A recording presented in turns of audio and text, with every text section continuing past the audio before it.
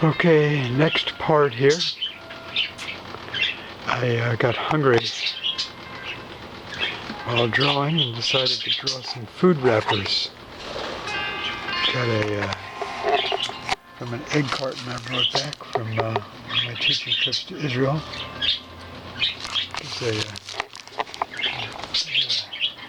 mask look about it.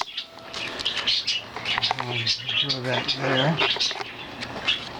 Jonah, star sardine and olive oil. Jonah in Hebrew. So drawing that there and there. Jonah made me think of my first large Judaic artwork was Jonah's Whale, a 2x3-foot etching, several of which are in museum and their corporate collections.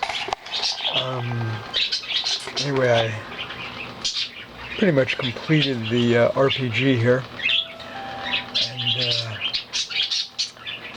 I want to look for something food with Arabic writing on it, the packaging, to get something right in there.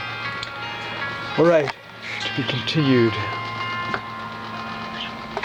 I didn't use this.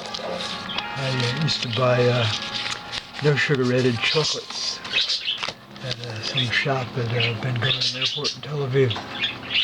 All right, there you have it for now.